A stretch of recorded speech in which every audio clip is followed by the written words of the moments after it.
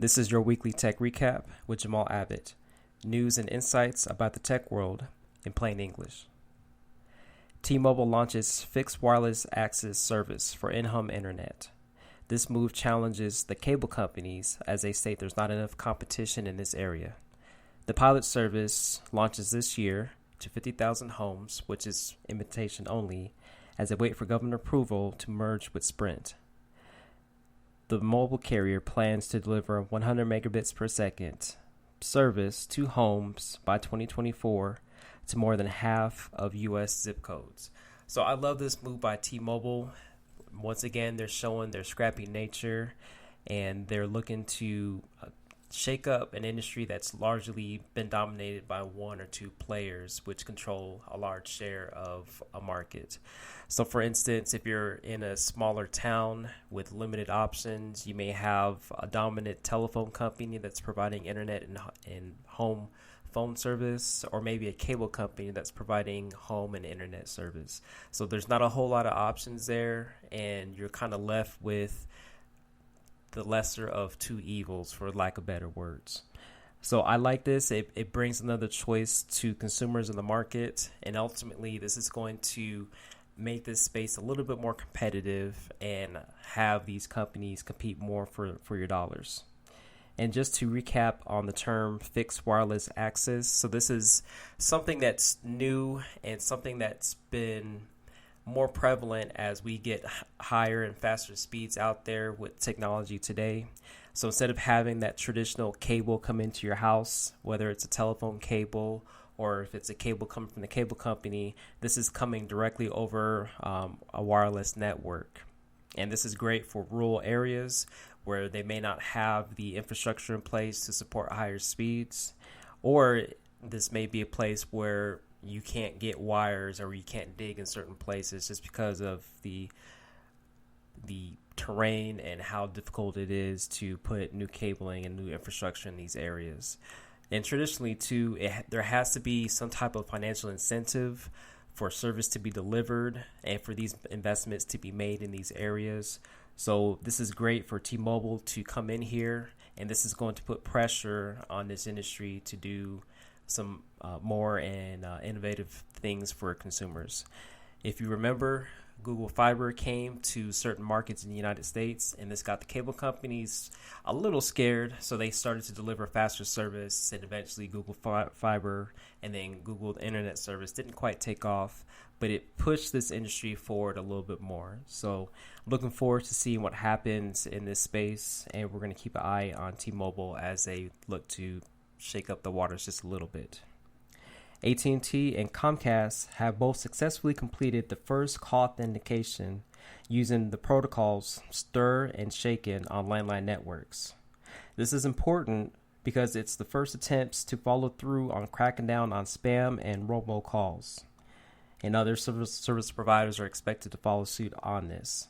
The U.S. government set out a timeline to get call verification software in place, and this is something that the industry needs because we've been dealing with spam and robocalls quite a bit. So last year, there's one statistic that I read, it was about 47 billion robo and spam calls were made on your traditional telephone and wireless networks. So if you've gotten that phone call and it shows your home area code and then a number that looks kind of similar to yours, more than likely that's a spam call, and they're trying to get you to pick up that call and then answer it, and then maybe even bombard you with something useless, or maybe even trick you to giving up some financial information over the phone.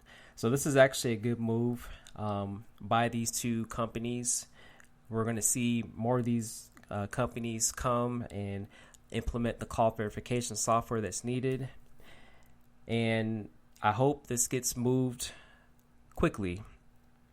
You may be wondering, well, how come it's taken this long to get this to work? I mean, I've been dealing with these spam and robocalls for quite some time, and I think that there just hasn't been enough incentive to push this type of verification software out there. So for instance, traditionally, we've talked on the phones in the past. This is before the internet and before social media. We talked on the phone quite a bit. Now that we have these tools, folks don't like talking on the phone like they used to, and we prefer to text. I believe that the phone companies have just been a little slow in this area, just because when you implement services like this, you have to make the investments, you have to spend money, and this is on a product that has traditionally been in decline as social media, as other consumer apps that are out there that connect people, allow them to talk on the phone over the internet and give them clear and better quality than your traditional landline and wireless calls. But since the government's involved, this is going to put a little pressure on them to make this happen.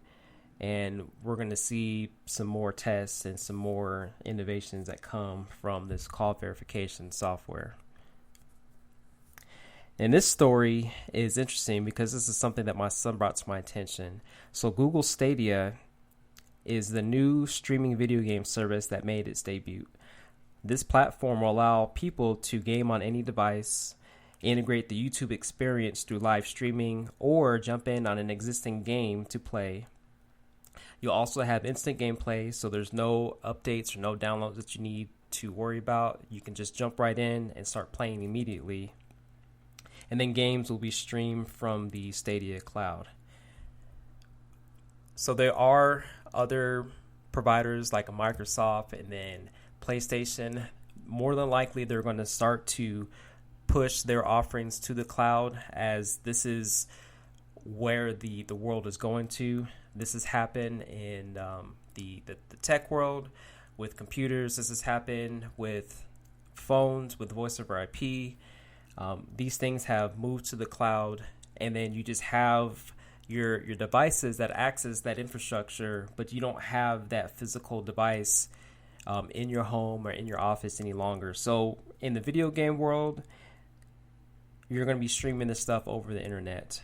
And this kind of goes back to the earlier T-Mobile story where, okay, we need the bandwidth. We need those fast speeds to be able to do this kind of stuff where we're playing video games directly from over the internet. So this is going to be a work in progress. Not all areas are ready to support this type of service. And then Google themselves even states that this is going to be in kind of limited areas. So no pricing yet. And then we haven't seen any live demos outside of what Google has shown us here recently. So more to come with this, but this is the future. Your traditional console with your Nintendos, with your Xboxes, and with your PlayStations, we're not going to see those any longer as this stuff gets moved to the cloud and we start to access these gaming services directly from our existing devices.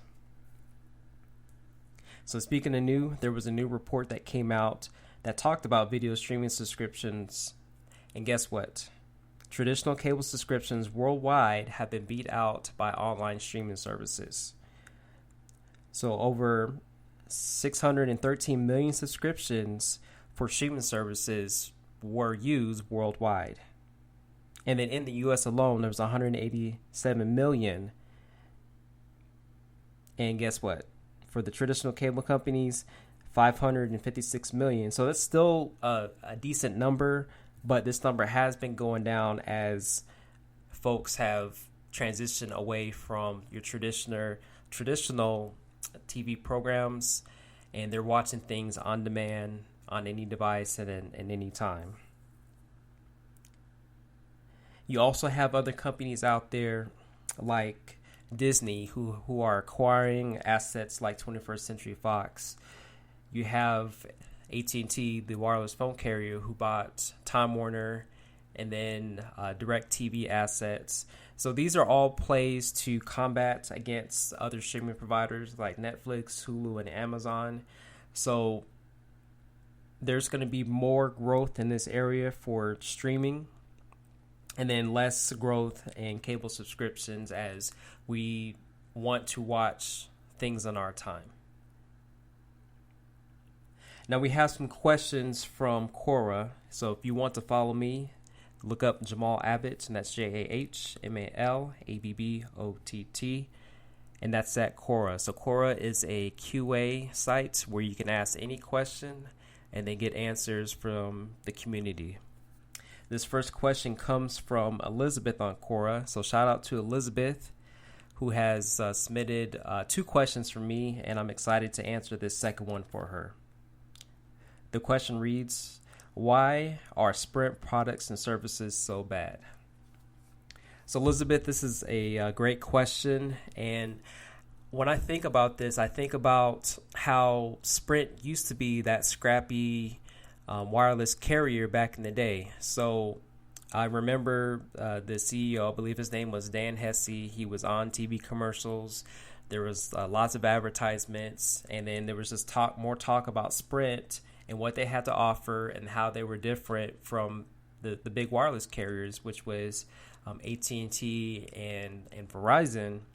And Sprint was sold back in 2013, and they're under new ownership, basically. And it seems like to me, since that time, they haven't been as aggressive. So I don't know what the current culture is in this company, but by you asking this question, this kind of tells you and me that there's something different about this company. So I can't pinpoint exactly what the problem is, but they're just not putting enough effort into the services like they used to do back in the day.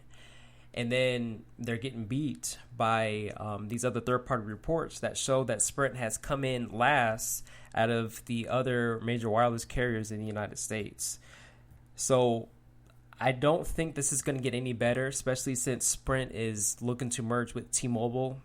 But once that T-Mobile acquisition gets approved by the government, we're going to start to see a little bit more competition as these two companies combine their energies and synergies together and then really start to go after the top 2 big dogs in the wireless space, as well as challenge the traditional cable carriers, just like we heard with the earlier story. So I think it's culture. I think it's how the company's being run. And this is not a jab on Sprint, but there's obviously something different about them to where we're asking these questions about why Sprint isn't as good as some of these other carriers out there. The second question out there, will Verizon charge me for an international phone call made over a data connection? I have an unlimited data plan, and this question is asking if they're going to be charged this in WhatsApp. So if you are making calls, either video, international, sending messages within WhatsApp, that does not charge your Verizon international plan. So WhatsApp is a service that goes over your existing internet connection, and then any messages that are sent within the WhatsApp network don't count against your international calling plan. So this is actually a service that's causing revenue declines for your traditional phone companies, to where people aren't making phone calls or sending text messages like they used to, because they're using services like WhatsApp. They're using services like Facebook. They're using Snapchats, the Instagrams. All those other social media platforms are being used and utilized, and they don't cost the end consumer anything. So that's the beauty about using a service like WhatsApp. So you won't be charged for an international phone call. And I actually have some friends out there, when they want to talk to somebody that's overseas, they'll jump on WhatsApp and they make that phone call. And then, to be honest with you, you're actually going to get a better phone call over a service like WhatsApp, because it's going over the internet, and then the technology is just far superior compared to your traditional telephone networks. I have some relatives that are overseas as well too, and we use WhatsApp quite a bit, and it's just a way better experience that you're going to get. So no need to worry about the international calls. You won't be charged, and I hope that you get the most out of this service. The last question comes from Melanie, and then she asks, are landline phones becoming obsolete in the workplace? And then I would have to say that all depends on where you're at in the workplace. So if you are a salesperson and you're in and out of the office, and then you're on the road, and then you're taking conference calls, and you're like hardly in the office, for those folks, may be obsolete because they can probably do all the work that they need to do, take all the calls that they need to with a cell phone and not even have to worry about having an actual office phone. If you are in the hotel industry, for instance, you're going to get phone calls. You're going to have somebody calling to check into the hotel. You're going to have somebody calling and changing the reservation, or maybe even people getting lost and they'll need directions. So in that industry, I don't really see it going away. Now, will there be updates and then different innovations that come that affect landline usage? Absolutely. I mean, I was actually looking at a commercial, and this isn't necessarily related to the landline, but this was a commercial made by Hertz where this lady checks out a car. She drives up to the toll booth, and then instead of giving her papers and her ID to the person at the toll booth, her face was actually scanned and let her through, and then she was off with her rental car in just a few seconds. So something like that could come and affect landlines. It just hasn't quite hit us yet for those that still use landlines, especially for like your 911 operators or dispatch centers that deal with fire or emergencies. There hasn't been that innovation yet that has caused landlines to become obsolete. So that all depends on your job function. It all depends on the industry that you're in. But the landlines are still there. I mean, I just recently upgraded quite a few landline phones in Arizona, and there was quite a few of them that we touched. So all depends on the industry, and all depends on the environment that you're in. And then that ultimately is going to tell you if landlines are going to be obsolete or not. So thank you for listening to the Weekly Tech Recap with Jamal Abbott. I hope that this gives you a little of entertainment and a little value about what's going on in the tech world. Check back next week as we bring you the latest and greatest news in the tech world in plain English. I'll talk to you soon.